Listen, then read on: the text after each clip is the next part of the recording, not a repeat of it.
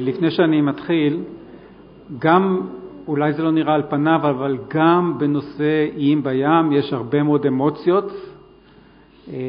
חלק מהאנשים שיש להם את האמוציות האלה לא נמצאים איתנו כאן היום, אבל יש.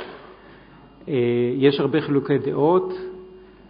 אני מבקש קריאות כלפי אנשים שעומדים על הבמה במקרה של חילוקי דעות, כמו שנעשה למשל כלפי עופר, אלישר, שלא יקרו, כי זה לא מכובד, זה לא נאה. האיש תרם בזמנו וממרצו, הוא מבצע את עבודתו נאמנה, ואין סיבה להתקיף אותו ברמה אישית, אז עופר, קודם כל התנצלותי. הרעיון של שימוש בשטחי ים מצית את הדמיון בישראל כבר הרבה מאוד שנים. מי שיחפש קצת באינטרנט ימצא שם מידע שהתחיל כבר בשנות ה-60. אני אזכיר שמות כמו בורת ובית, אנשים שעסקו בזה כבר המון שנים. הוא נראה על פניו כפתרון למצוקות כאלה ואחרות של יש מאין, וגם העיסוק בזה הוא מאוד מאוד סקסי. זה נראה, זה מצטלם טוב. אגב, כמו פה, זה מצטלם מצוין.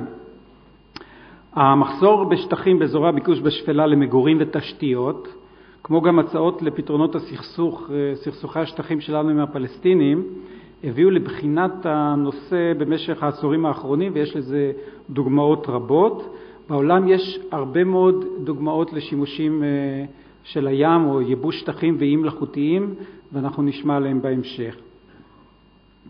בחלקת אלוהים הקטנה שלנו נכתבו כבר הרבה מאוד מסמכים בנושא, ועדות שונות התכנסו, כולל אחת שעובדת בימים אלה ובחודשים הקרובים כבר תציג את המסקנות שלה, זה ועדה של משרד המדע והטכנולוגיה, אבל עד היום לא מומש שום פרויקט ממשי בתחום הזה. אין לנו את היכולת ואין לנו גם את הכוונה למצות את הנושא בדיון של שעתיים וחצי, וכנראה שגם החלטות לא ייפלו כאן היום. יחד עם זאת, כשעוסקים בבעיות התשתית של התעופה בישראל, אי אפשר להתעלם מהאפשרויות שגלומות בניצול הים, אפשרויות שהוזכרו פה היום כבר מספר פעמים. כרקע למושב, אנחנו ניתן שתי הרצאות, אחת על ידי מר רונאלד ווטרמן מהולנד, אני מיד אציג אותו, והשנייה על ידי מר דוב רוזן, שגם אותו אני אציג בהמשך. אבל לפני זה אני מוכרח לציין כבר בפתיחה ששני המרצים הללו באופן כללי רואים בחיוב את הנושא של הקמת אי כתשתית לשדה תעופה בישראל, אבל זה לא דעת קונצנזוס. בהמשך במהלך קיום פאנל, שרשימת החברים נמצאת פה על השולחן, אנחנו נזמין אנשים שחולקים על דעתם, חושבים אחרת ורואים בעיות משמעותיות במימוש הרעיון הזה, אם מבחינה סביבתית, נופית, אקולוגית, או מסיבות עלות תועלת, כלכליות וישימות טכנולוגית. לפני שאני מציג ונותן את הבמה לרונאלד, נמצא פה תצלום של שדה תעופה הנדה, זה שדה בטוקיו, והוא נבנה בתוך מפרץ, בחלקו על אי מיובש, והוא הורחב יותר מאוחר למסלול D, אגב, למה? לטובת התושבים, לשימוש בלילה כמסלול שקט. חלקו על אי מיובש, חלקו על קלונסאות, ולמה קלונסאות? כי יש פה את המפתח הזה לאפשר זרימה של מים לכיוון השפך הזה. לכן התחשבו פה גם בסיבות אקולוגיות, ולכן הוא קצת אי מיובש, הוא 2/3 אי מיובש, 1/3 קלונסאות, ויש הטוענים ששדות על קלונסאות קיימים בעולם. אז אני רק רוצה ליישר את הקו, זה הדבר היחידי שקיים בעולם על קלונסאות. מבחינת שדות תעופה אין נוספים. אבל אנחנו עכשיו נפנה לדעת המומחים. רונאלד ווטרמן הוא מחזיק ב3 תוארי הנדסה אזרחית, משמש כיועץ בפרויקטים רבים בעולם במעל 40 מדינות. הוא שותף לתכנון וביצוע כל פרויקטי ייבוש האדמה בהולנד, והיה גם חבר בצוות ההיגוי הדו-לאומי הולנדי-ישראלי שעבד בין השנים 97 ל-2000, הוא הוזכר פה. הוא פעל גם במסגרת הטכניון 3 שנים, והיה ראש צוות שת"פ טכנולוגי הולנדי-ישראלי, כך שהוא בקיא היטב בנעשה בעולם וגם בחלקה שלנו. במישור האישי הלא מקצועי, זה לא מופיע ב-CV שלו, אבל אני אציין, רונאלד שוחרר כילד ממחנה טרזינשטט עם סיום המלחמה בידי הרוסים. הוגו, איפה הוגו? הוגו זה בצ'כיה, נכון? אז יש לנו פה רוב צ'כי כרגע. אני מזמין את רונאלד לזכור בפנינו בקצרה מה נעשה בעולם בתחום ייבוש שטחי ים ואיים מלאכותיים. תפיסתו המיוחדת עוסקת בכך שהוא מאוד מתחשב באילוצי הסביבה. בבקשה.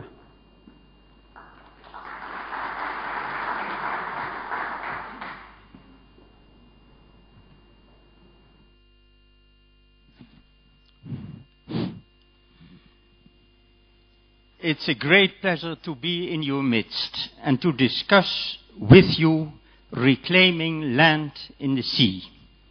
אני מהולנד, אני מדבר עברית קצת, so forgive me that I proceed in English.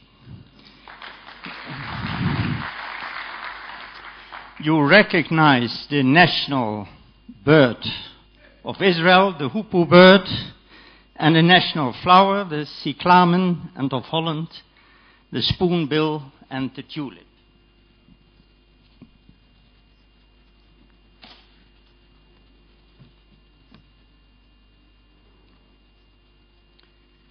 When we compare our two countries, you see they are both small countries. Your country has a surface area of over 22,000 square kilometers. We have almost 34,000 square kilometers. You have 7.7. Actually, today it's 7.9. And we have 16.7.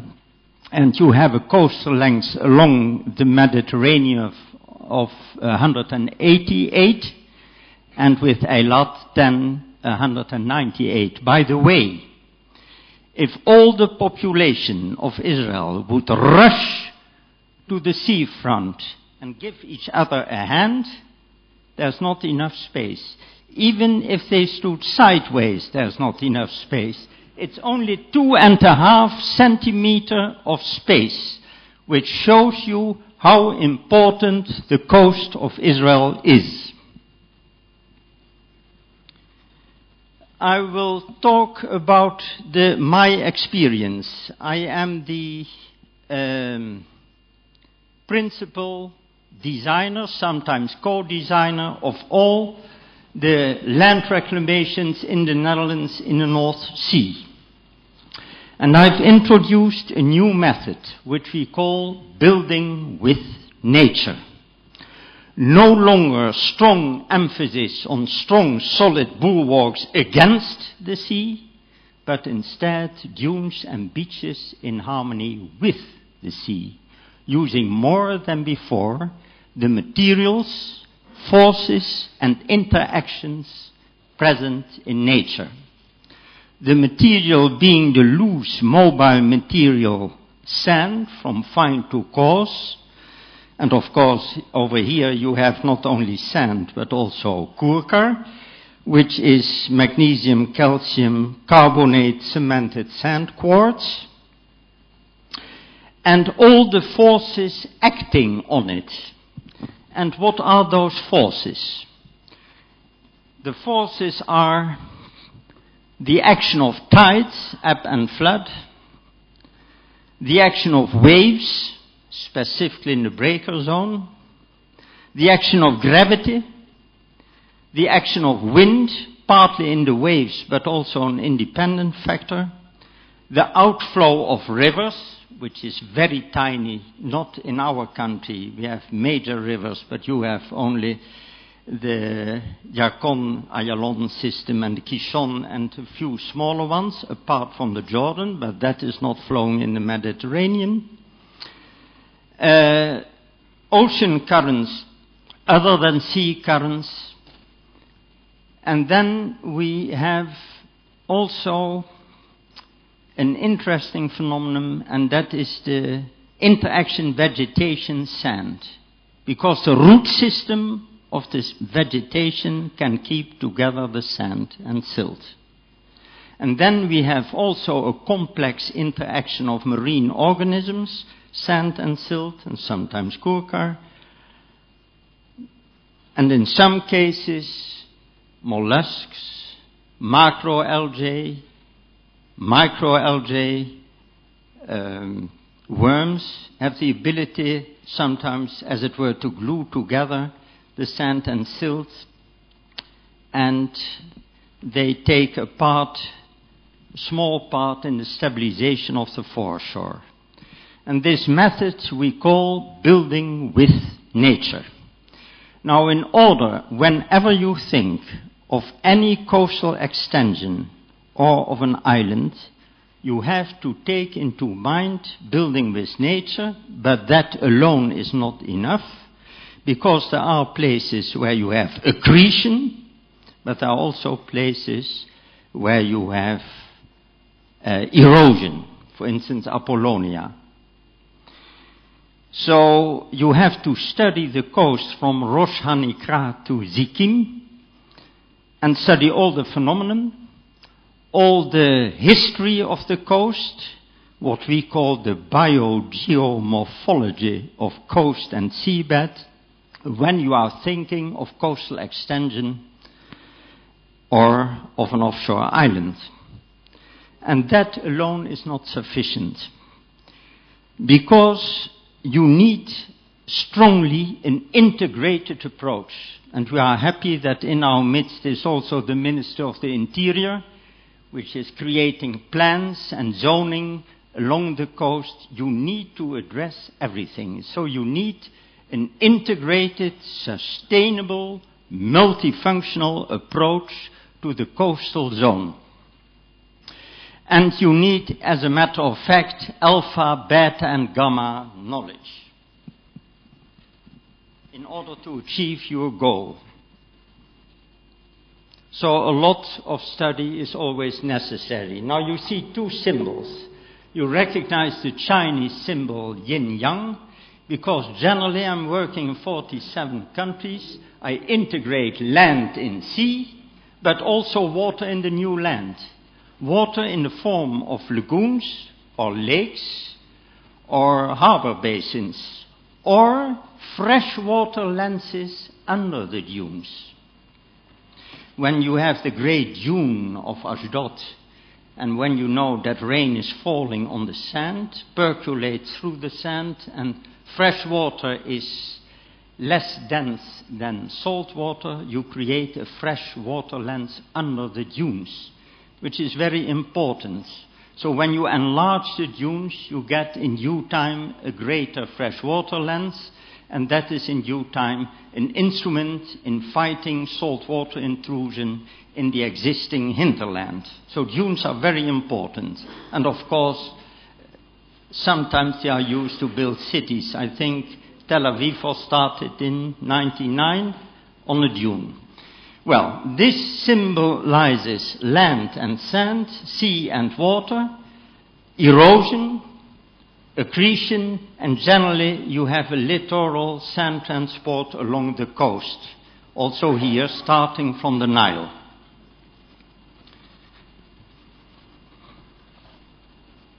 Oh, this is too beautiful, so I have to take it away.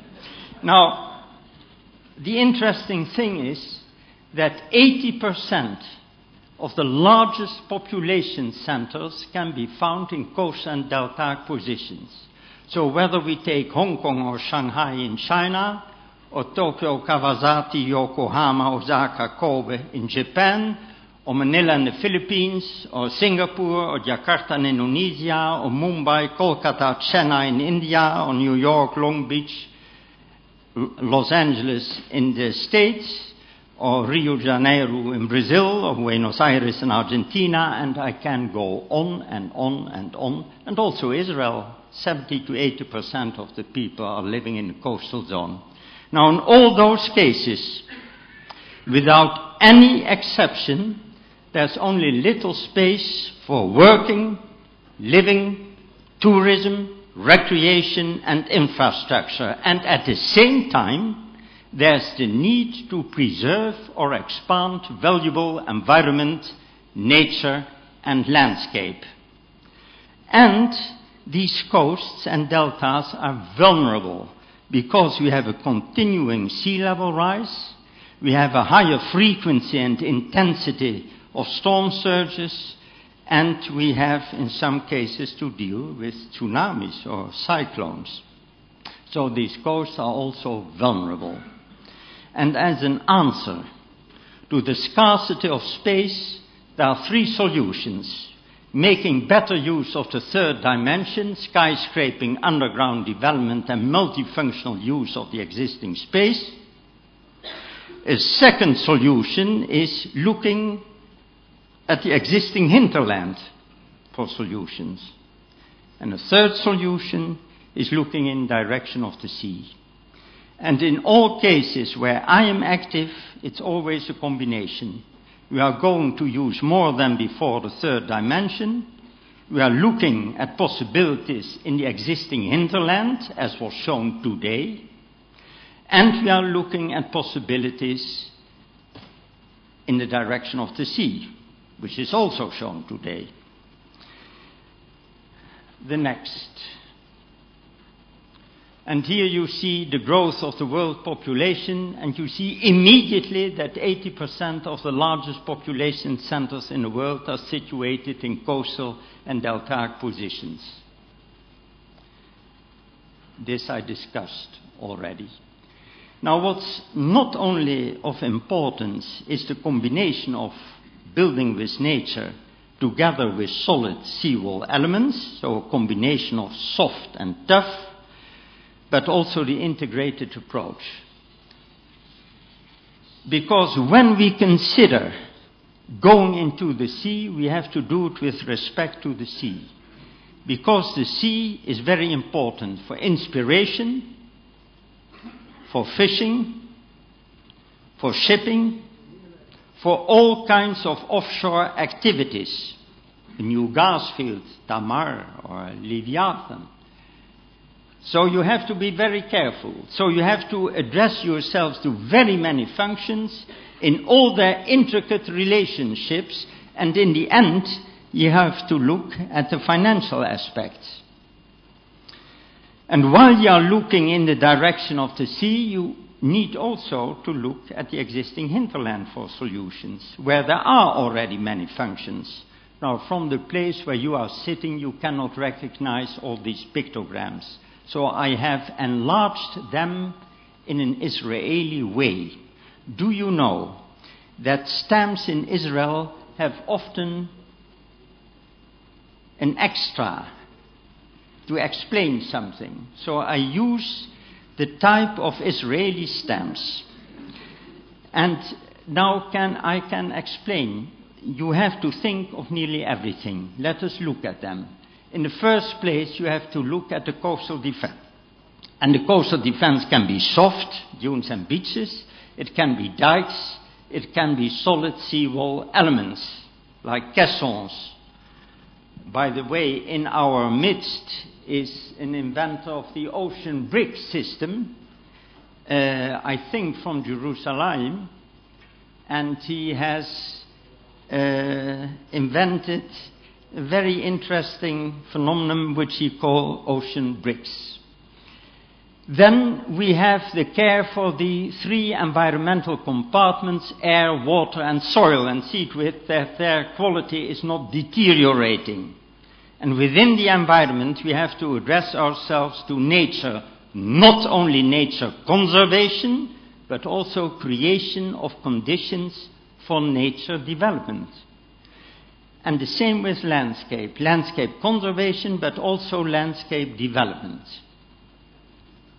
And that is not all. We have to look at water resources management, very important.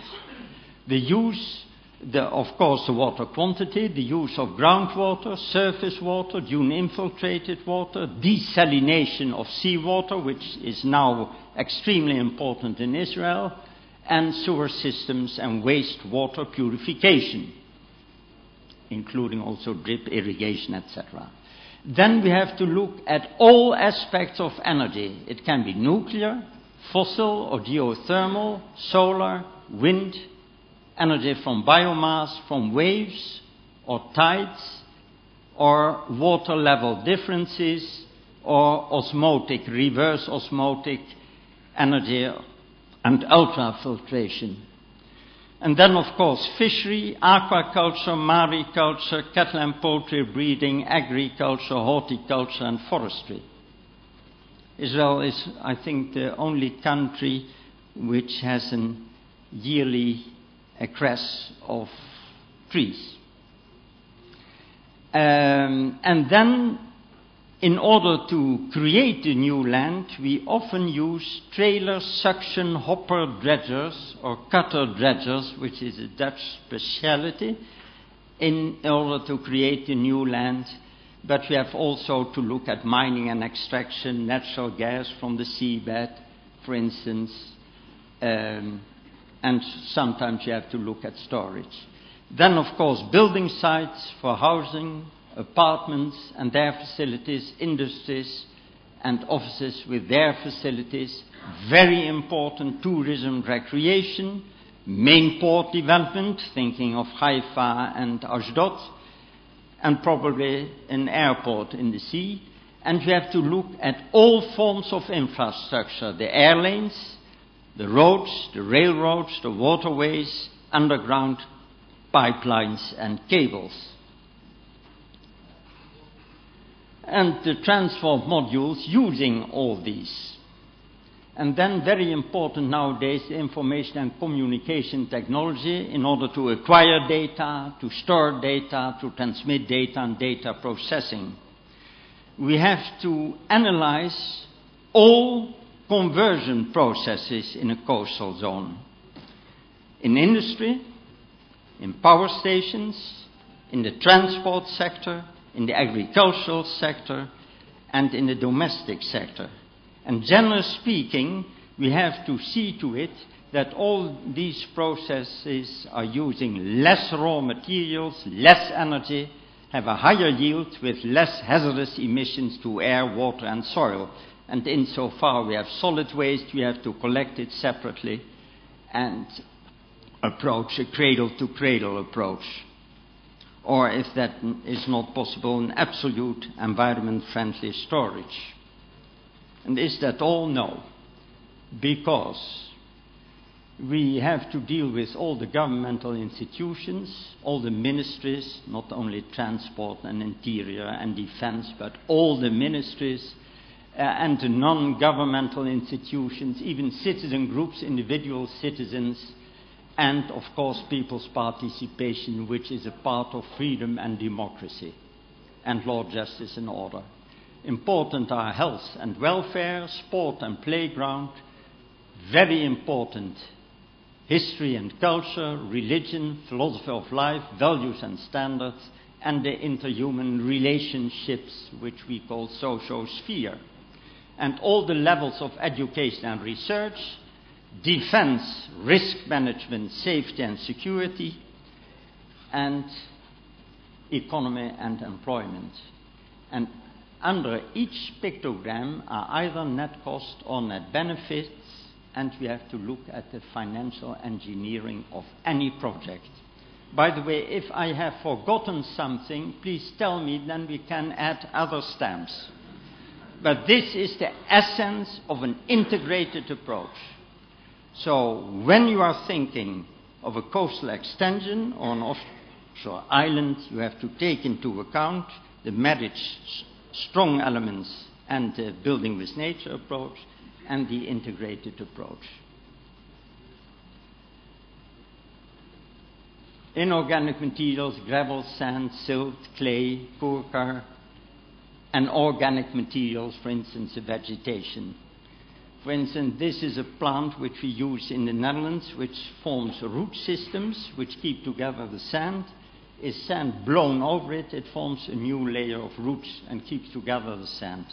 In tropical areas, I use mangroves for that purpose. Here you see once again all these forces I mentioned and the interactions, and the importance of the biogeomorphology and the geohydrology of coast and seabed.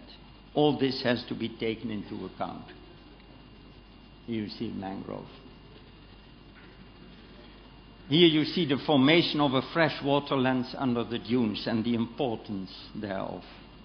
Also important are all the zones, because you have the law of the sea. So you have the 3-mile zone, the 1 kilometer municipality and provincial borderline. You have the 12 miles territorial sea border, and you have the 200 miles exclusive economic zone. And when you extend the coast, you have to take them into account. Some walk with it, with the coast extension, some are fixed. And here you have a variety of dredging methods in order to create new land, and here you see the apparatus which is used.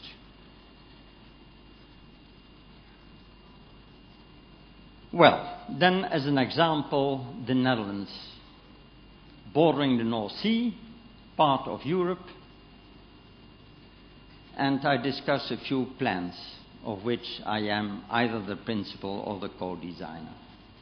This is an accretion of land 21 kilometers in length, varying in width from a few meters to 4 kilometers near Hoek of Holland, with a primary range of dunes, which is designed in such a way that it is sufficient coastal protection for the next 200 years in the worst scenario, together with housing, with marina, with the lagoon, with horticulture, etc.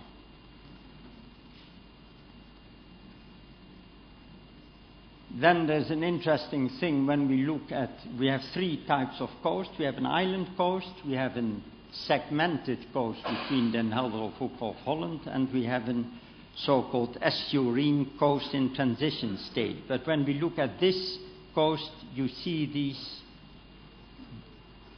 young geological wedges, a series.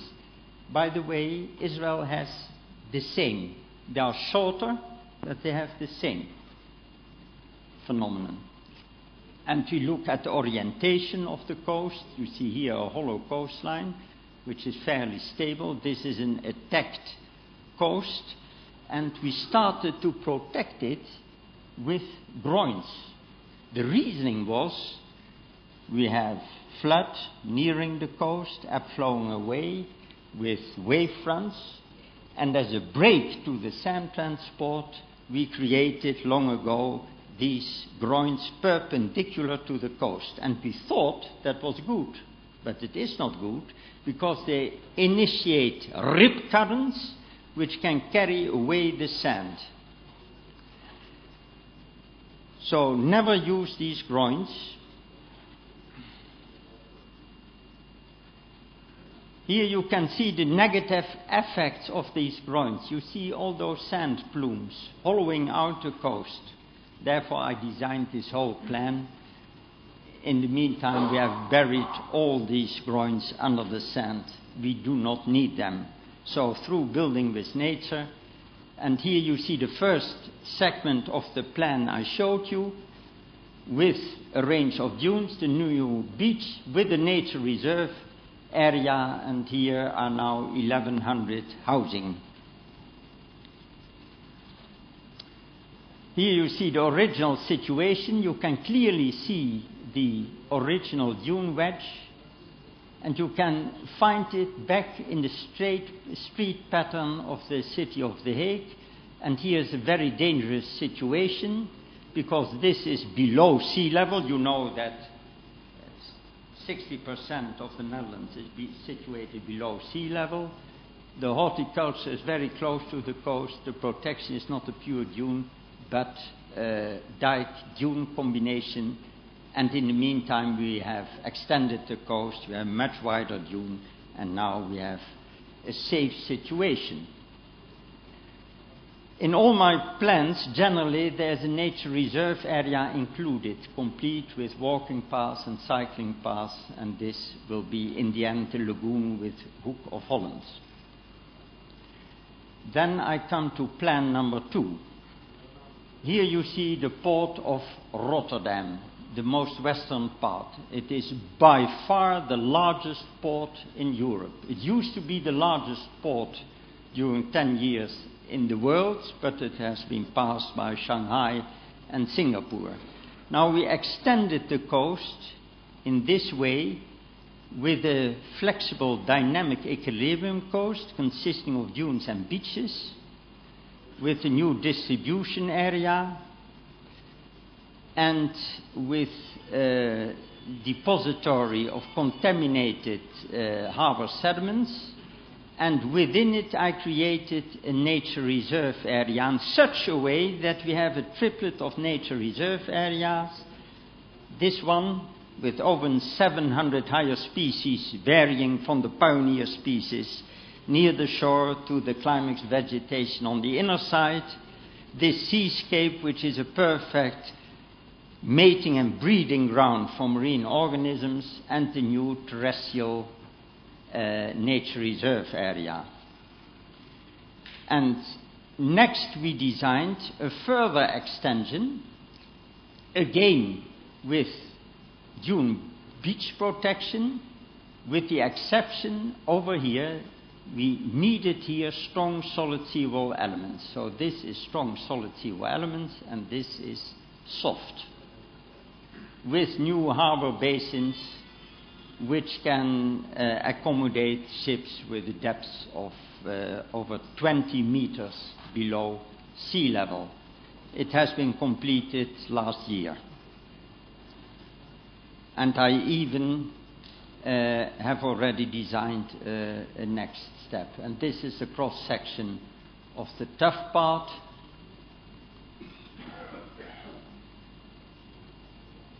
And here we started. This was segment 1. And here you see segment 1, segment 2. This is the nature reserve area, which after a short time started to look like this. And we also combine an economic policy with an environmental policy, with a raw materials policy, because from contaminated harbor sediments we are able to create bricks. They are yellow in color. Do you prefer red? That's also possible. We add iron oxide.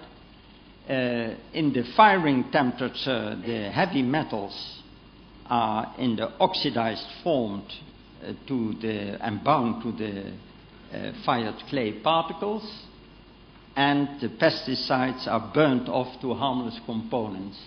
And we are able to transform fly ash from coal-fired power stations, like we have in Gadera, or municipal incinerators. We combine it with certain components. The heavy metals are fixed, and then you can introduce it in concrete elements. And with a higher temperature, you get an artificial gravel, which is almost the same as natural gravel. The nature reserve area is so successful that you see a whole series of birds. Even the fishing eagle arrived. You see the various seldom varieties of plants. I caught this July beetle. And for the first time in 20 years, a colony of seals arrived. So we have now a seal watch there and a bird watch in the new land. Here you see the Parnassia, the Forbia maritima, the Cacile maritima, the sand lizard, and the seal. So we have shown you can create new land because in such a way that it serves economic purposes as well as creating new nature reserve areas, because the great challenge of the 21st century is to develop methods that at the same time strengthen the economy and improve the environment. This is another plan. I noted that we had a littoral sand transport along the coast, and the sand was blocked by the entrance of the port of Amsterdam. And in 10 years we created the beach. Nature created the beach. And somewhat later it had this size. Then I went to this municipality of Velzen, and I said to them, I expect this will be the final coastline. You can create that quicker. Then you create within an artificial lake and a marina. And on the inner side, you create a new harbor outside of the sluices with a beach and rows of beach dwellings. Well, here you can see it. This is the old coast. This is the new coast. Here is the marina, nautical center, houses, admiralty, club, shops, and room for a hotel, which in the meantime has arrived, Holiday Inn Hotel. And now this part is now a nature reserve area linked to an existing one in the existing hinterland. Well, now we are coming, I see, to Israel. And we start with the area Yafo, Tel Aviv.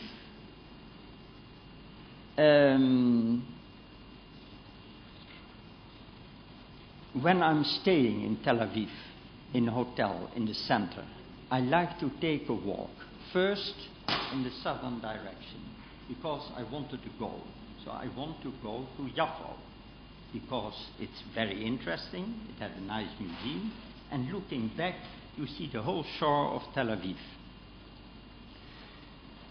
But the coast on this side is very poor. And what you can do is, and I'm strongly in favor of it,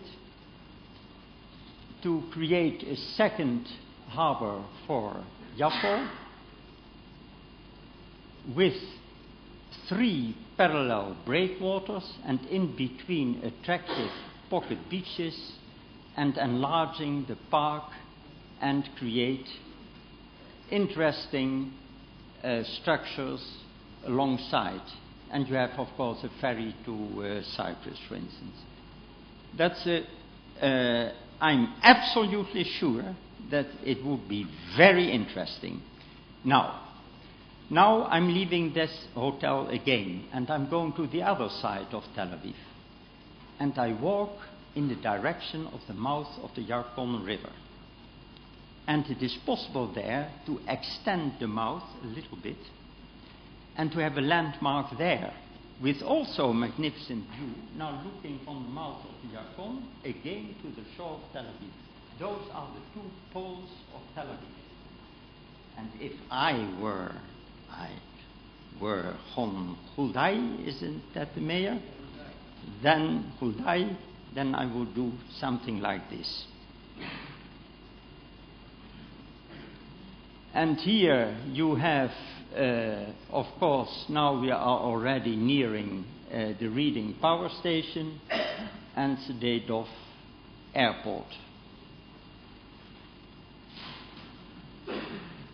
And here you have Sededov Airport, which was shown earlier today, between the cooling outlet of Reading Power Station, and there you see the large Herzliya Marina. This is a possibility. This can be a bridge. It can also be larger, if you want it, with 2 runways. The outer part needs absolutely a strong solid seawall element. It can be a berm breakwater. The berm breakwater has the advantage that the waves lose their energy before they come to that. That is a possibility. Or you can have caissons, or how are they called? ocean bricks. Okay, well, you have an example. I dwell a little bit on it. It fits in a cube, but it has many hollow areas which are necessary for the waves to lose their energy, and the whole structure is furthermore hollow. So you can float it on the sea and let it down by entering water within these massive areas which are in fact hollow. That is a possibility. But be aware, a lot of research has to be done.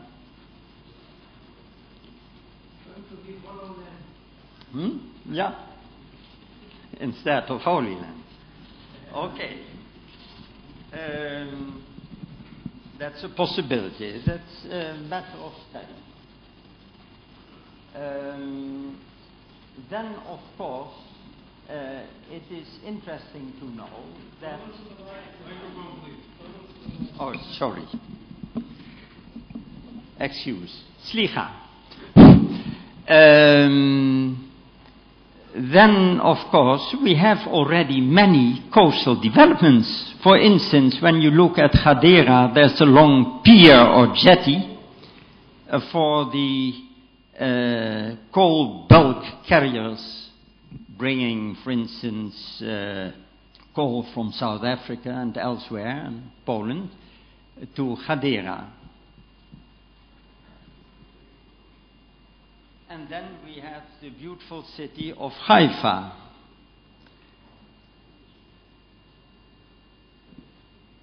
And that is situation, and now in consideration a further extension. But we have to be very careful. It can be done, but at the same time we have to save the beauty of this Haifa Bay and its situation. There was even the idea of the extension of the Haifa airport. By the way, you remember that I said you have to develop methods, you have to study the industry, and you have to see to it that they use less raw materials and less energy, working with a higher yield, with less hazardous emissions to air, water and land. Now, a tremendous problem is, of course, the Kishon River, which at least was heavily polluted, so that has to be improved as well.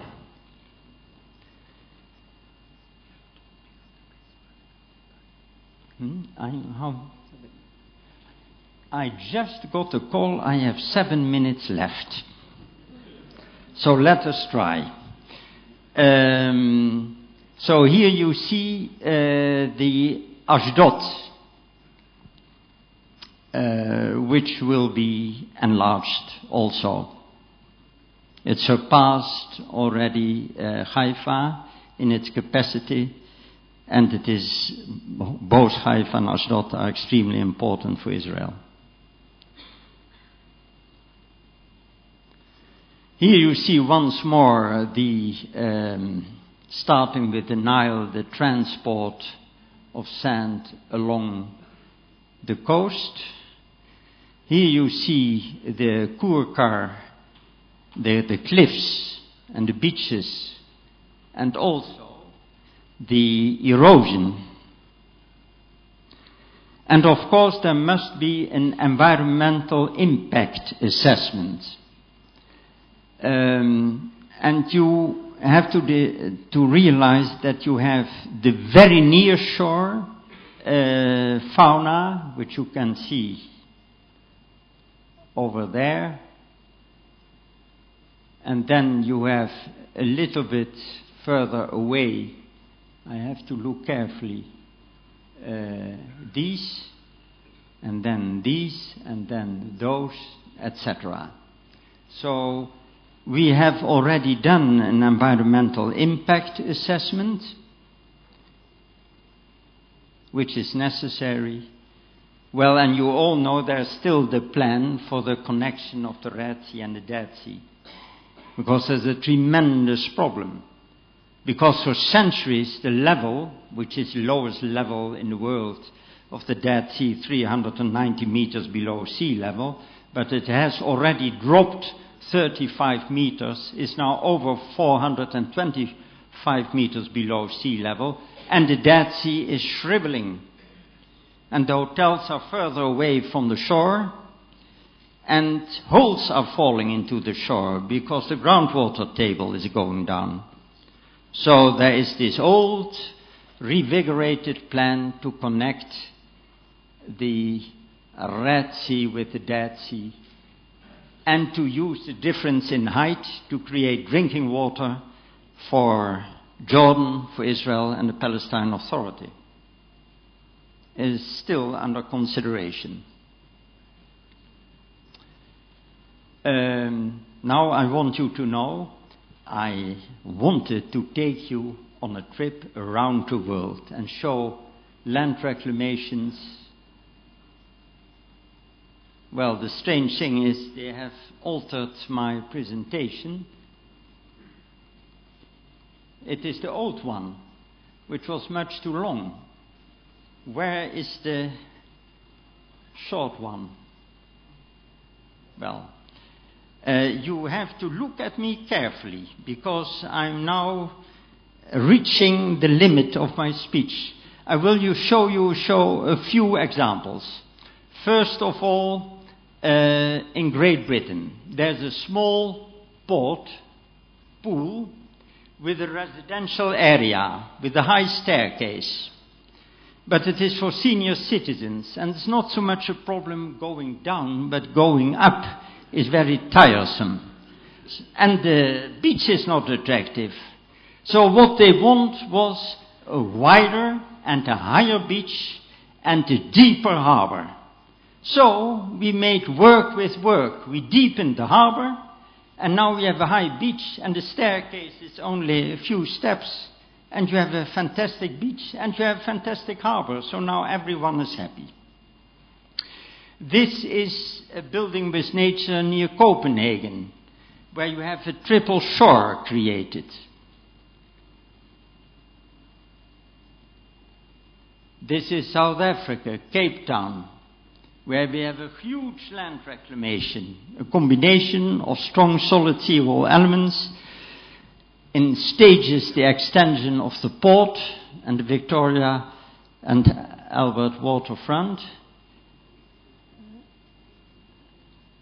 I skipped Mitzrayim, but now I'm coming to Dubai.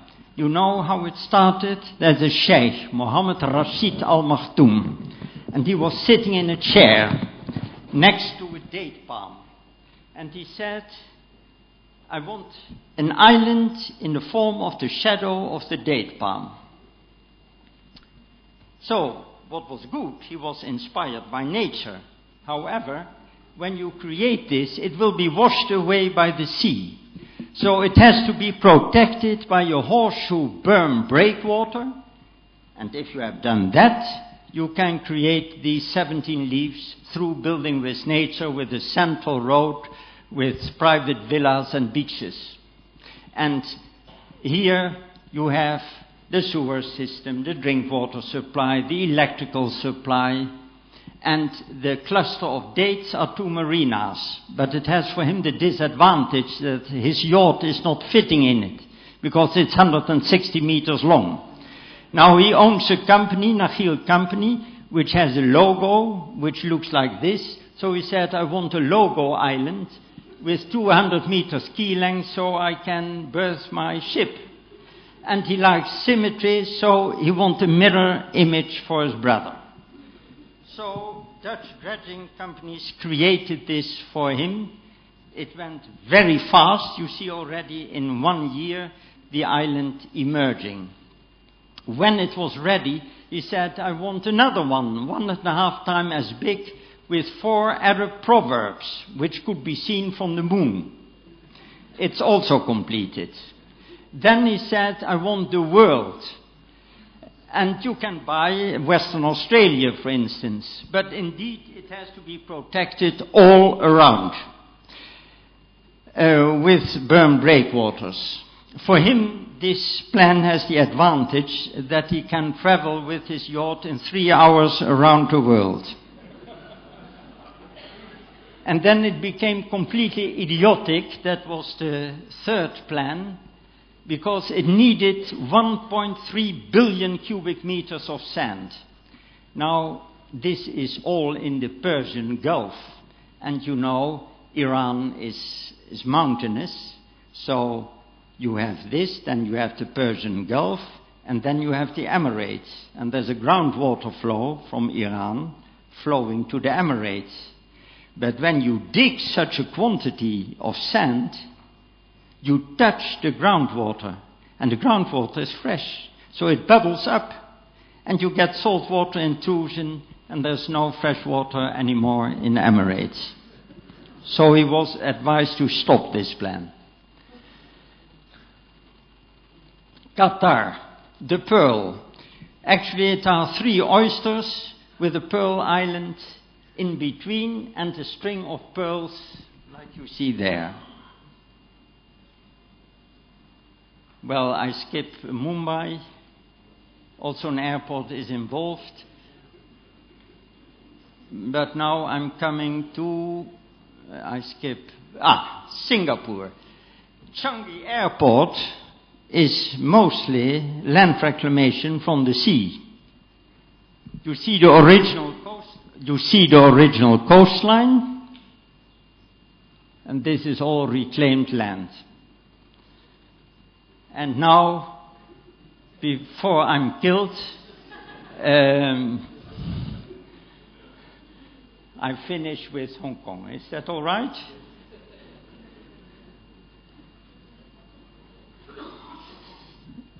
Hong Kong had the Kai Tak Airport.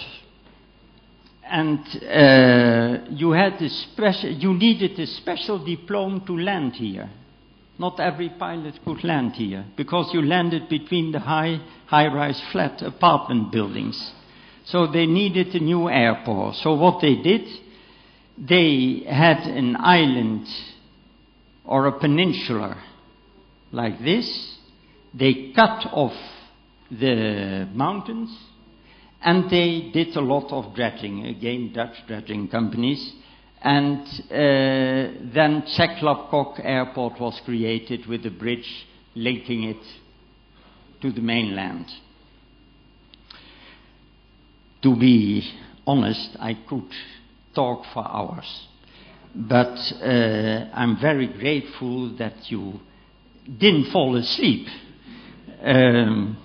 So I want to thank the Fisher Institute for Air and Space Strategic Studies to have invited me over here. It's a great pleasure to be in your midst, and I want to thank you profoundly.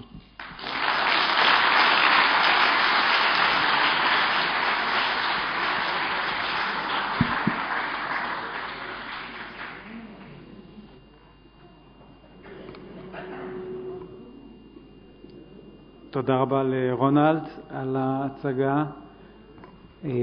קיבלנו קצת תמונה גלובלית, ועכשיו אני רוצה להזמין את דוב רוזן. אני אציג אותו בשתי מילים. מי שמחפש את השם שלו באינטרנט רואה שכל מה שקשור כמעט לים הוא נמצא שם. כל ועדה, כל מסמך שנכתב, איפשהו ברשימה, השם של דוב מופיע. הוא בעל תואר ראשון בהנדסה חופית וימית מהטכניון. אם אני טועה, אז תעשה את התיקונים אחר כך. שם הוא גם ביצע את הדוקטורט שלו. השתתף במחקרים, בתכנון, בייעוץ של כל הפרויקטים החשובים שבוצעו בחופי ישראל. החשובים ביניהם זה מסוף הפחם בחדרה, הרחבת הנמלים אשדוד וחיפה. היה חבר בצוות הדו-לאומי ישראל-הולנדי שהזכרתי אותו כבר 97-2000. וכרגע גם חבר בוועדה הבין-משרדית של משרד המדע והטכנולוגיה שפועלת בנושא הימים לתשתיות. דוב יציג יותר ספציפית את הנושא של אי לתשתית תעופה בישראל.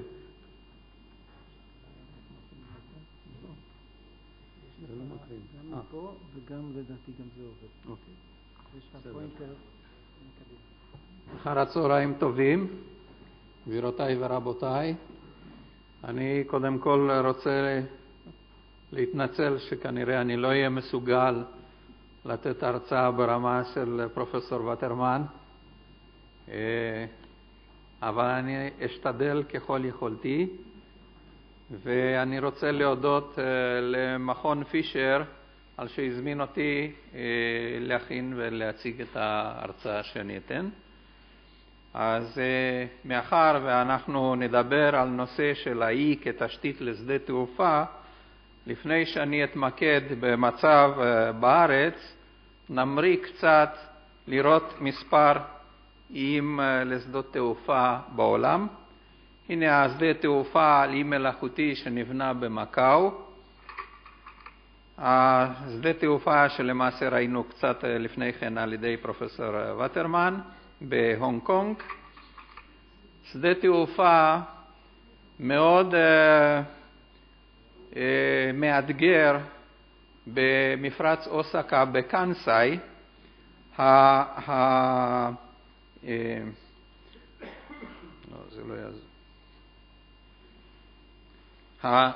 החלק היותר קרוב לחוף נבנה על קרקע חרסיתית תופחת. היה ידוע מראש שהוא הולך לשקוע ולקחו את זה בחשבון, אבל לא לקחו מספיק בחשבון. בכל מקרה המבנים נבנו על ג'קים כדי שניתן יהיה להגביה לאחר מכן, ואכן זו הייתה השקיעה יותר גדולה. טיפלו בזה, לא רק שטיפלו בזה שהפך לשדה תעופה מאוד מודרני, אלא בנו עוד מסלול חדש כפי שמופיע בתמונה הזאת. באותו מפרץ יש העיר קובה שחוותה רעידת אדמה חזקה ב-1990 וסוף 93. הייתי שם רק חודש לפני שזה אירע, למזלי. למרות זאת, שם נבנה עכשיו גם שדה תעופה בקובה על ידי ייבוש. שדה תעופה אחר זה שדה תעופה טוקונמי במפרץ נגויה, שנבנה במהירות גבוהה מאוד, כפי שאתם רואים. והוזכר השדה תעופה או המסלול החדש של השדה תעופה בטוקיו בהנדה, שחלקו כפי שנאמר נמצא על כלונסאות. יש היום רעיונות חדשים לבניית שדות תעופה, למשל הצעה, והיא רק הצעה, של שדה תעופה צף עבור הולנד. פה אנחנו רואים את החלק המרכזי שכולל גם מנהרה למטרו וכך הלאה, וסביבו מסלולים צפים שיכולים להסתובב.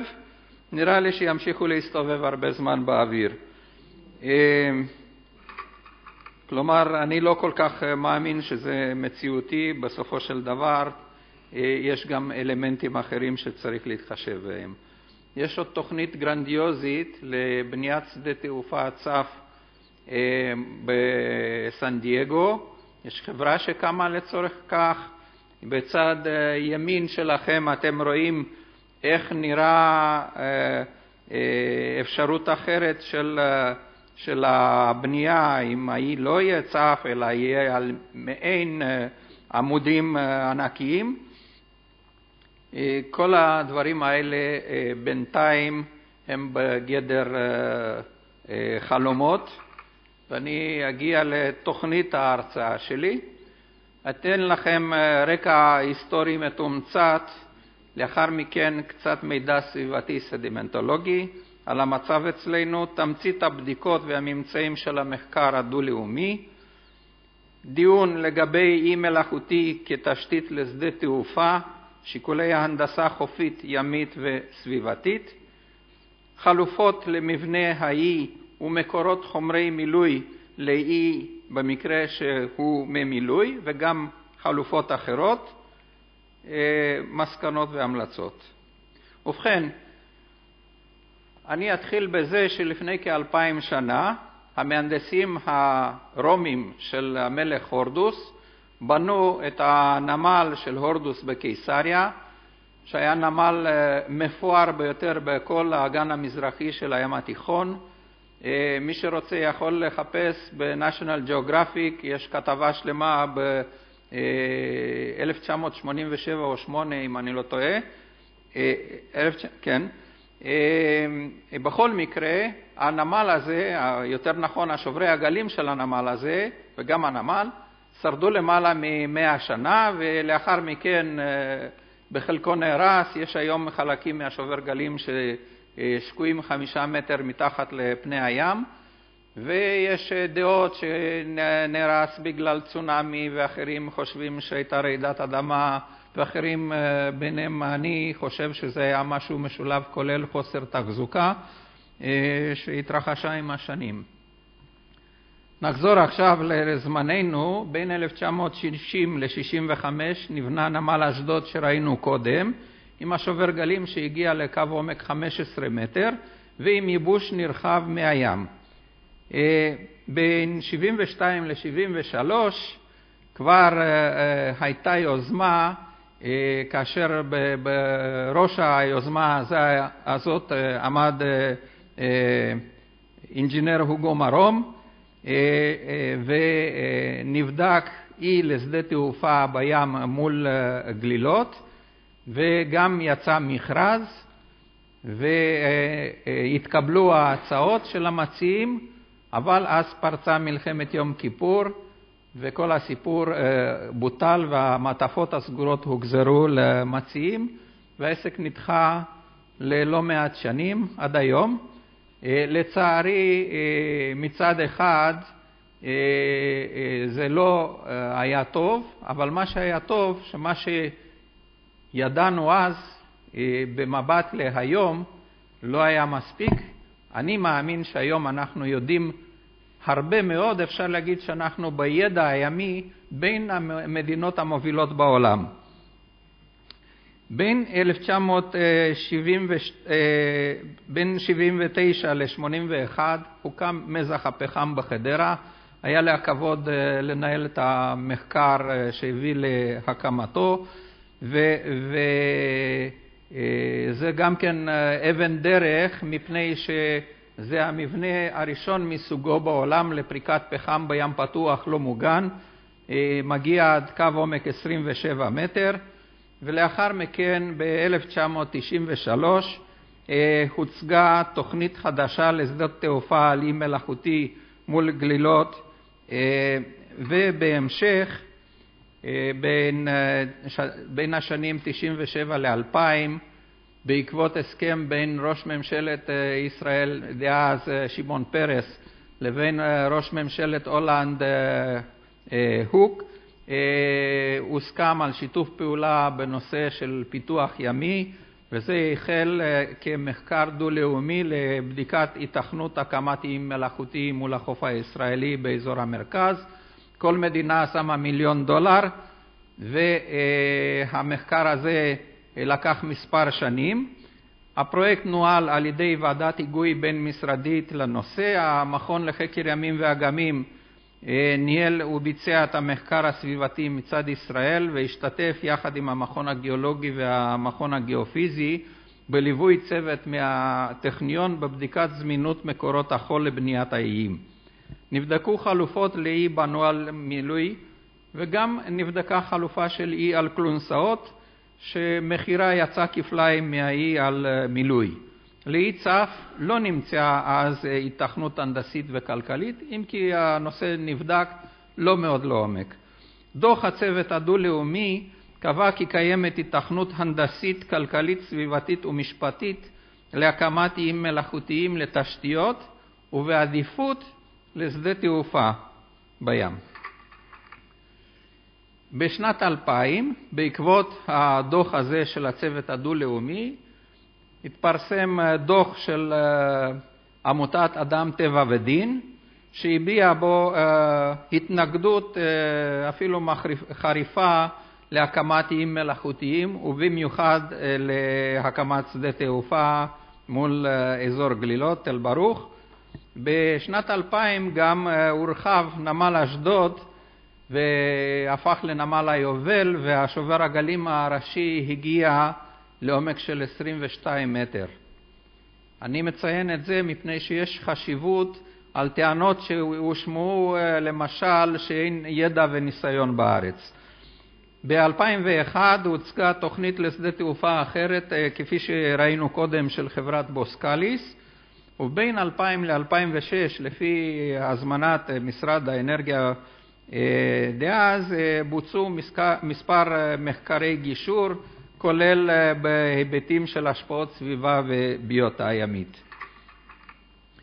בהמשך, בין 2004 ל-2007 הוכן מסמך מדיניות להקמת איים מלאכותיים לתשתיות, ובו הומלץ על הקמת איים קטנים לתשתיות ועל עדיפות נמוכה לאי לשדה תעופה, בניגוד להמלצות הדוח הדו-לאומי. בין 2007 ל-2009 פעלה ועדת בודינגר לעיצוב תוכנית אב לשדות תעופה, שבסוף בדוח שלה התרכזה בשלוש חלופות לשדה תעופה משלים לנתב"ג, בהן גם על אי מלאכותי בים, תוך המלצה לגבי האי, ואני מצטט, לממש את החלטת המועצה הארצית להמשך התכנון עבור השדה בשלבים. ולפני שנה, ביוני 2012, הממשלה הקימה ועדה חדשה לבחינת התכנות הקמת איים מלאכותיים לתשתיות, בראשות מנכ"ל משרד המדע. הוועדה צפויה להגיש את הממצאים והמסקנות שלה בקיץ 2013. הוועדה החליטה להתמקד באיים לתשתיות המנצלות גז טבעי ולבחון בהמשך נושא האי לשדה תעופה, אבל בהתניה אחת, שכל הפיתוחים שיוצאו לאיים האחרים יהיו כאלה שלא יגרמו לכך שתימנע בעתיד האפשרות של הקמת שדה תעופה, כלומר שלא תהיה התנגשות מבחינת המיקומים. בין המסקנות העיקריות של המחקר הישראלי לגבי מצב החופים היום הוא כי אזור מרכז החוף הישראלי נשאר יציב במהלך 2000 השנים האחרונות. במאה ה-20 אירעה אירוזיה מתונה בחופים על ידי קריאת חול מהחופים עד 1965, בניית מבנים חופיים שלכדו חול וחוסר תחזוקה של החופים. כמו שמתחזקים כבישים ובניינים ומה שלא תרצו, גם חופים צריך לתחזק. במאה ה-21 צפויה הגברה של האירוזיה בחופים בגלל עליית מפלס הים ושכיחות הסערות הקיצון עקב שינוי האקלים, והקטנת כמויות החול שיגיעו מחופי הדלטה וסיני, לא בגלל שאינם שם, אלא בגלל שהמצרים בונים הגנות חופיות שחוסמות את תנועת החולות אלינו. כאן זה תמונה שמראה תנוחת האי שנבדקה במחקר הדו-לאומי, וכאן יש לנו הצוגה של המצב שלנו במזרח הים התיכון, כאשר האזור הזה שמסומן על ידי החצים נקרא התא החופי של הנילוס, והוא מיוחד בכך שהחולות שנמצאים באזור הזה הם חולות קוורציים שמקורם בנילוס. הם כבר לא מגיעים מאז 1965 לצערי, מפני שאז נבנה סכר אסואן הגבוה, וכתוצאה מכך החוף נסוג 5 קילומטר מאז שנבנה סכר אסואן הגבוה, ועוד 5 קילומטר לפני כן מ-1902 בקצב מוגבר פי 2 של אירוזיה. לכן עכשיו המצרים בונים הרבה הגנות, לא בטוח שזה יעזור להם, כי אנחנו נמצאים בבעיות נוספות. באזור שלנו תנועת החולות לאורך החוף מתרחשת בשני תחומים. החצים הצהובים מציינים את ההסעה על ידי זרמים מושרי גלים בתחום רצועת המשברים קרוב לחוף, בין החוף לקו איפה שהגלים נשברים. החצים הסגולים את הזרמים שמושרי רוח, אבל הם מסיעים את הסדימנטים על ידי עירור החול מהקרקעית על ידי הגלים. עכשיו, טוענים שעליית מפלס הים נגרמת על ידי ההתחממות הגלובלית. האם יש אימות לכך? התשובה מוצגת כאן. אבל השאלה מה יהיה בעתיד. טוב, אנחנו לפי זה לא יכולים לקבוע. מה שכן יכולים להשתמש במדידות שאנחנו מבצעים בקצה מזח הפחם בחדרה מאז 1992, בתחנה שהיום היא תחנה ראשית ברשת העולמית של מעקב אחר מפלס הים, שמציינת שהעלייה אצלנו בקצב של 6 מילימטר לשנה ב-20 השנים האחרונות, כמעט כפליים מאשר בממוצע העולמי. יש לזה הסברים, אני לא אכנס כרגע. אני גם רוצה לציין שכאשר בוחנים את משטר הגלים אצלנו, אנחנו יכולים להגיד שגלים של מתרחשים בממוצע, גל משמעותי, זה איזשהו פרמטר בהנדסת חופים, הוא בסביבות 9 מטר פעם ב100 שנה, פעם ב1000 שנה קרוב ל11 מטר, ואני מציין את זה שוב בגלל שנאמר שהתנאים בחופים שלנו שונים מאשר במפרצים ביפן, איפה שבמקום זה יש זרמים של למעלה מ4 מטר לשנייה וטייפונים. ואני רוצה, אני אקפוץ על זה בגלל שהזמן קצר. זאת התוכנית שהוצגה ב-1993 על ידי משרד הוגו מרום. זאת התוכנית שנבדקה על ידי ההולנדים. וכאן זה התוכנית שהוגשה כעדכון לתוכנית הקודמת בוועדת בודינגר. והתוכנית האחרונה שראינו מדברת על רוחב מסלולים, האי יותר צר באזור המסלולים ורק במרכז יותר רחב, כאשר המבנה הוא מוגן על ידי קסונים. המקורות לחומרי הבנייה היו יכולים להיות מהמצבור הענק שיש מול הדלטה של הנילוס, אבל בעיות פוליטיות כרגע מונות את זה וכנראה בעתיד הקרוב. המחקר הדו-לאומי בחן את הזמינות מקורות חול אצלנו בעומקים בין 30 ל-70 מטר, ונמצאו מקורות חול אבל בעייתיים מפני שהם מכוסים בשכבת בוץ של משהו בין 2 ל-5 מטר שצריך לפנות. יש דרכים לכך, אבל יש לזה מחיר. בשנה שעברה, בסקר חדש שביצע חקר ימים והאגמים לפי הזמנת משרד האנרגיה והמים, נמצאו עדויות לקיום רכס כורכר של חוף קדום על קו עומק 100 מטר בקירוב, בו יש פוטנציאל של כ100 מיליון מטר קוב בנזיקים לפלמחים, ותיתכן עוד כמות כזאת דרומה לפלמחים. האזור המסומן בקו האדום, זה האזור שהמדובר ששם אנחנו יודעים שיש חומר של לפחות 100 מיליון מטר קוב חול, מספיק מאשר בניית אי. ניתנה טענה שתנאים לא יכולים לבנות בתנאים החמורים של מצב הים שיש אצלנו. הראיתי איזה גבהים יש. אני הבאתי דוגמה פה של שובר הגלים הראשי של נמל בלבאו, שזה למעלה. והשובר גלים הזה תוכנן לעמוד בגלים עם גובה גל משמעותי סיגניפיקנטי של 30 מטר, לא 11 מטר אפילו, ויחידות שריון קוביות של 150 טון, והנה הם כאן. האמת יש לי פה גם סרטון קצר, אני לא בטוח אם יש לי את הזמן, אז אני אקפוץ על זה. יש היום פתרון חדש, הראו קודם את ה-Ocean Brick System. ניתן לבנות מהמבנה כזה היא גם כן מעין לגו שהוא חלול.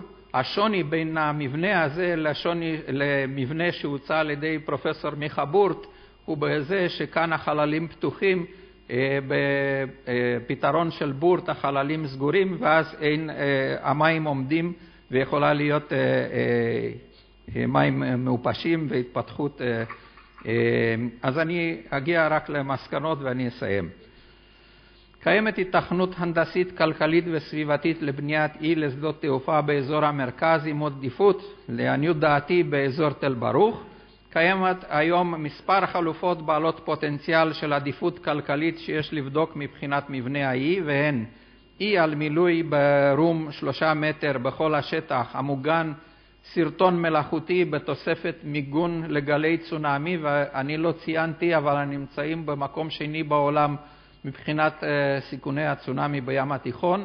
המדינה בונה היום מערכת התראה מצונאמי, והמערכת הבינלאומית שאני משמש בוועדת ההיגוי שלה כבר הפעילה את המערכת בינלאומית להתראה מצונאמי. אי על מילוי בחלקו המרכזי ומוגבע עד כ10 מטר לעמידה בצונאמי, ועם מסלולים על מילוי ברום 3 מטר שיכולים להיות מוצפים באירוע של צונאמי. אי בנוי לבנות אוקיינוס בגובה המתאים לעמידה בצונאמי, וללא תלות בסוג המבנה של האי, ככל שיהיה רחוק מהחוף מחירו יגדל. ההשפעה הסדימנטולוגית תהיה כמעט זהה בין אם האי בנוי על מילוי, על כלונסאות או בנוי לבנות אוקיינוס, ויהיה צורך בביצוע הזנה מלאכותית על ידי העברת חול שתצטבר מדרום למבנה לחלק הצפוני שלו. והמלצה היא ליישם את החלטת ועדת בוידינגר מ-2009 וליישם בהקדם את תכנון שדה תעופה המשלים לאי בים התיכון. תודה רבה.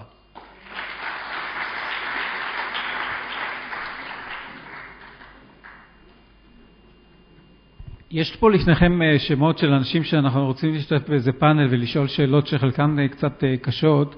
לפני זה אני רוצה לעשות סדרה של הרצאות בזק של 5 דקות מצד שאר המשתתפים, שיביאו גם דעות שונות ממה שהוא בא עד עכשיו. אני דווקא רוצה להתחיל עכשיו גידי לרמן, הוא בעל תואר שני בתכנון עירוני ועוסק בתכנון מערכות אורבניות עם התמחות בתחום התעבורה. ואני תמצתתי, אז גם תקן אותי במה שאני טועה. הוא מתמחה בריכוז ותכנון תוכניות מתאר ארציות בישראל ובמדינות אחרות. ספציפית הוא עסק בתכנון עירוני וריכוז פרויקט תמ"א 15א שהוזכרה פה היום, שעוסקת בנמל תעופה נוסף לישראל, ופרויקטים רבים, אם הוא ירצה הוא יוסיף בהמשך. הוא עשה איזשהו סקר ספרות והוא מתמצא מאוד בנושא. אני מזמין את גידי.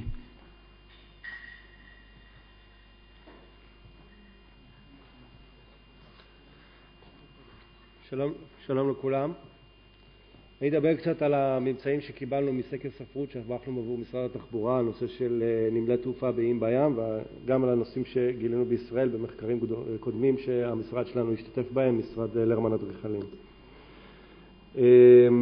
אני אדבר קצת על השיקולים בהקמת נמלי תעופה לגבי מלאכותי, ניסיון עולמי, הסקר התכנות לגבי אי בים שנערך עם חברת בוקליס, שמשרד לרמן אדריכלים היה שותף לעריכתו, פרופיל באי בים שנבחן בתמ"א 15א, שגם כן המשרד שלנו הכין תוכנית מתאר ארצית לשדה תעופה משלים לנתב"ג, וקצת על התיאורים וההשפעות. שיקולים בהקמת נמל תעופה, כמובן שיש שיקולים בעד ונגד. קרבה לאזורי ביקוש ללא צורך בהקצאת קרקע, זה שיקול מאוד מכריע שהוא בעד הקמת שדה תעופה. יחד עם זאת, יש עלויות הקמה ותחזוקה גבוהות מאוד לפרויקט שהכלכליות שלו מוטלת בספק כשמסתכלים עליו לאורך זמן של חיי הפרויקט. וכמובן שמהניסיון העולמי אנחנו רואים שהאומדנים המוקדמים היו נמוכים הרבה מעלויות ההקמה בפועל. הנגישות היא כמובן יתרון של שדה כזה. אם אפשר להסתכל נגיד בארץ על שדה תעופה בים מול חופי תל ברוך או מול נתניה, כמו שאנחנו יצאנו בתמ"א 15, לעומת שדה בנגב, בצפון הנגב, באזור נבטים, אז כולם ברור שהנגישות של שדה שהוא באי בים ממול לתל אביב היא הרבה יותר טובה למוקדי הביקוש. יחד עם זאת, המורכבות הציבורית של פרויקט כזה תהיה נמוכה מאוד. גם אי כזה שמקביל לחוף יפגע בערכי הנדל"ן של קו החוף, ולכן יהיו מתנגדים רבים שכרגע אנחנו לא שומעים אותם, זה יהיו בשלבים של הפקדת התוכנית.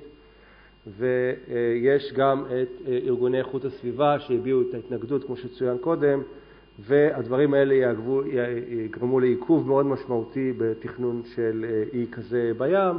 כלומר, לא רק ביבשה להרחבת שדות תעופה יש מתנגדים, אלא גם בים. יש כמובן יתרונות נוספים של מנוע לפיתוח אזורי, באזור שבו לא חשבו על סוג כזה של פיתוח. יש נושא של ביטחון ובטיחות, איך נערכים לשעת חירום להגן על שדה כזה. אני חושב שיש לדבר הזה פתרונות. מרחב האווירי בישראל, המרחב האווירי מאוד מוגבל. יש בעיה עם תפעול של שני שדות בתוך ה-TMA של אזור נתב"ג, שהיא לא פשוטה, אף שאפשר כמובן לפתור אותה, זה נעשה בשדות אחרים בעולם. יש בעיה של ביסוס הקרקע ושקיעות, שאני אדבר על הדוגמה היפנית, אבל בישראל יודעים שיש בעיות של גלישות קרקע בים, וצריך לבדוק את הנושא הזה. אני חושב שהנושא הזה נבדק מספיק. השפעות על הסביבה החופית וזרימת החולות כבר הוזכר פה. הסביבה הימית והביולוגיה כמובן גם כן זה הוזכר פה, שצריך לעשות פה תזכיר מאוד מפורט לנושא הזה. יש גם אפשרויות של שילוב עם עבודות תשתית, זה דבר שנעשה למשל ביפן, כשעושים דרג'ינג להעמקת נמלים, אפשר להשתמש בעודפי החומר להגדלת, למילוי לשדות תעופה, זה שיקול שמאוד מוזיל את עלויות ההקמה של פרויקט מהסוג הזה. נדבר על כנסאי קודם כל, זה השדה הדומה ביותר לאיים שאנחנו בדקנו בתמ"א 15. הוא דומה בגלל שמדובר על עומק 2 קילומטר מקו החוף בישראל, הוא בערך בעומק של 20 מטר. קו החוף של ישראל, הגרדיאנט שלו לכיוון הים הוא הרבה יותר תלול מאשר בהולנד, הרבה יותר תלול מאשר במפרצים הסגורים ביפן. הוא בעצם מגיע לגלישות בעומק של 100 מטר, כבר יש גלישות פעילות שמוכרות, גלישת דור וגלישת פלמחים. קו החוף שמגיע עד לשם הוא בגרדיאנט הרבה יותר תלול ממה שאנחנו מכירים בחופים שתוארו קודם לכן. האי בכנסאי גם נבנה ממפרץ סגור, ולכן אין מזח מסביבו, כמו שראיתם בתמונה הראשונה שיהיה באי בישראל, וגם זה הוזכר קודם. היו לו שני חלקים, עלות ההקמה היא כ-20 מיליארד דולר, ההרחבה כ-8 מיליארד דולר, ואחת מהסיבות שהיו להקמת השדה, התנגדות התושבים להקמת שדה ביבשה. השדה הזה ממוקם במקום מצוין לעיר אוסקה, מבחינת הפיתוח הכלכלי והנגישות לכל מערכת העיר. לאי הזה הייתה בעיה גדולה מאוד של שקיעות קרקע, היו שקיעות של עד 9 מטר בשדה. מה שקרה לשדה, רואים פה בצד שמאל את זה לייזר? כן. איך שדה כזה איך הקרקע צריכה להחזיק אותו, השקיעות גרמו לדבר כזה, ואז עשו מערכת של ג'קים שבעצם מיישרת את זה, היא מבוקרת בתוכנת מחשב, כדי שאותם ג'קים תמיד ירימו את הקרקע לעומת השקיעות. השקיעות האלה ממשיכות, אבל כרגע הן בשליטה וגם עמדו ברעידות אדמה. תהליך ההידוק היה תהליך מאוד מסובך, שהטילו משקולות מהאוויר לתוך הקרקע, ותהליך נוסף ששינו את תנועת מי התהום מתחת למתקן, כאשר קדחו קידוחים ומילאו אותם בחול מתחת לכל המתקן. אנחנו רואים את זה פה, כדי לשנות את תנועת המים מתנועת מים אנכית שגורמת לשקיעות, שעוזרת לשקיעות, לתנועת מים אופקית שגורמת לקצב שקיעה הרבה יותר מתון. היו שדות אחרים שאנחנו רואים, דרך אגב פה אנחנו רואים את המפרץ הסגור שבו נמצא שדה התעופה כנסאי שהוא הדומה, ושדה התעופה של קובה שהוזכר בעבר. דרך אגב, השדה בקובה הוקם בהתנגדות של הממשלה המרכזית, מאחר והוא מתחרה לכנסאי, ששם בשביל לממן את הפרויקט, עלויות השימוש בשדה לחברות תעופה הן גבוהות מאוד, וזה יצר איזושהי תחרות. לשדה הזה של קובה הוגשו דרך אגב תושבים 300,000 התנגדויות שנידונו בבתי משפט לחלק מהזמן, אבל בסוף השדה הזה הוקם, וכמובן שיש דיונים עד היום ביפן אם הכלכליות של שני שדות כל כך קרובים מצדיקה פיתוח אותם שדות בים. רואים פה כמה שדות שהוקמו ביפן לגבי העלויות שלהם. יש שדות שהם זולים מאוד בגלל הנושא של שימוש בחומרי מילוי, ויש שדות שהם צמודים לחוף. רוב השדות, כל השדות שאנחנו מכירים היום בעולם, היו באזורים של מפרצים סגורים, שהם אזורים מוגנים. אף שדה עדיין לא הוקם עם אותו מזח שובר גלים שמדובר עליו בארץ. כמובן שיש נמלים שיש להם שובר גלים. בסקר שנערך עם בוקליס בשותפות של המשרד שלנו, דובר על כמה חלופות לשדה שהוא על קו החוף. הוא קרוב מאוד, יחסית הוא קרוב מאוד לחוף, לא מדובר על 2 קילומטר מקו החוף, כלומר בים הרבה יותר רדוד. דיברו על כל מיני חלופות של שדות שאנחנו רואים אותם פה, כל מיני סוגות של חלופות. הדבר החשוב ביותר הוא אותו סכר שהוזכר קודם, שובר גלים שהוזכר קודם, שובר מסוג ברם, שצריך לבוא ולשבור את הגלים, אותו שדה שהוא הוקם לשדה בים פתוח בשביל ליצור את התנאים של לגונה, ואחריה שאפשר לבנות את השדה תעופה עצמו, שרוחב השובר גלים הזה הוא 300 מטר, דבר שמשפיע בפני עצמו על אותה זרימת חולות, ויש לו את העלויות ההקמה שלו. השדה שהוא דובר עליו בתמ"א 15א הוא באורך של כ4 קילומטר, בעומק מים של בערך 20 מטר, כ2.5 קילומטר מהחוף, ותידרש לו, כמובן שלא רואים את זה פה, תידרש לו הגנה בצורת המזח שתיארנו קודם.